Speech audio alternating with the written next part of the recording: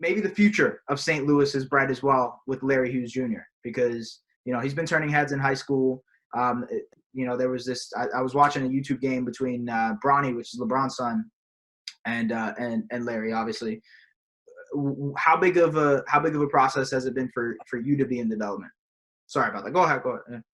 Yeah. No, it's very important. I mean, it's very important. I mean, I'm a dad. I understand what his goals are, and that's very important. That's what we talk about. What are your goals, right? You're a different person, different player. For me, you're not going to play the same game.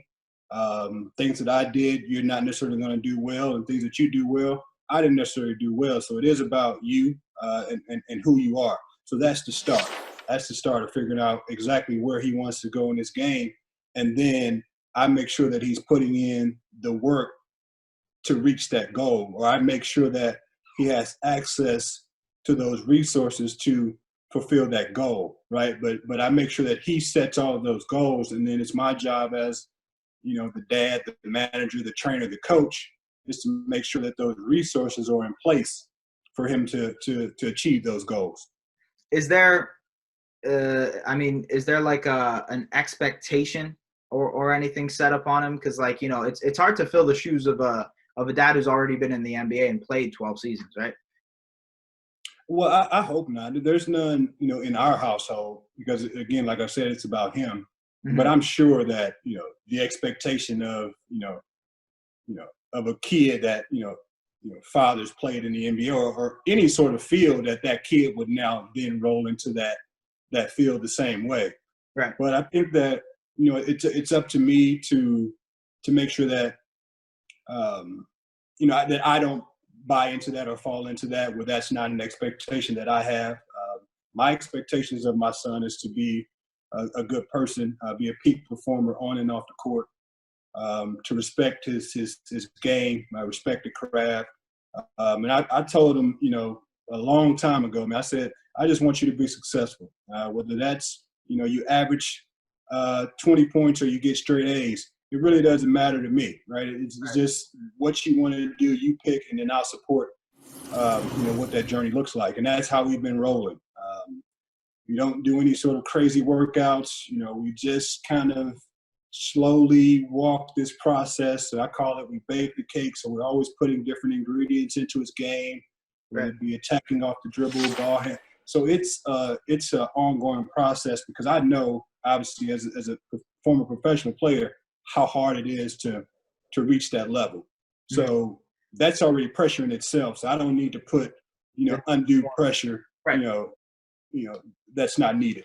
Yeah, I get it. And it's an interesting dynamic, the father-son relationship between two guys who just love the game of basketball, because you see like a lot of father-son situations in the NBA, right? Like Steph Curry and his dad, like not necessarily Lonzo Ball and his dad, but that's like another factor in there as well.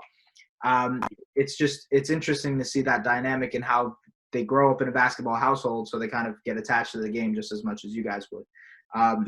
About the city of St. Louis, I really, really respect how much you admire and hold the city near and dear to your heart. I'm from Toronto. If you see from all the graphics I got behind me, I hold the city just as near and dear to my heart that you do. I mean, your basketball academy, how are you guys trying to maintain right now, especially with COVID-19 and everything that's going on? Well, we're on lockdown right now. Our academy is not open. We're getting some guidelines here to move into a different phase where we can start to begin our programming, and that's personal, one-on-one training, and also some semi-private small group training. So We're now in the process of making sure that our health guidelines are in place, and that's the most important part, is that the community knows that we're doing everything possible to make sure that the people that come into our facility, that they're as safe as they can be with all of the information that we have, right? We're not just going to open our doors and say, come on in. Mm-hmm. We're going to be strict and stringent upon, our guidelines to make sure that, that everyone, feels safe. And I think that that's a very important part of that is for me to make sure that I do everything that I can to make my community feel safe, at the same time, opening up, the basketball academy, which brings so much joy to the community. the ability to come in and meet new friends and learn new skills and be around, good people that want to help these young people in their journey for basketball, where they create mentorship program. I mean, it's kind of a holistic approach to really bringing our community up. And not all of these guys, these players, these girls, boys are going to be in the WNBA or the NBA. So what we're most focused on is making sure that they are good community people, because they're going to be dropped into the community at some point in time. They're going to be neighbors. They're going to be co-workers and things of that nature. So that is it's really an important part of the Basketball Academy.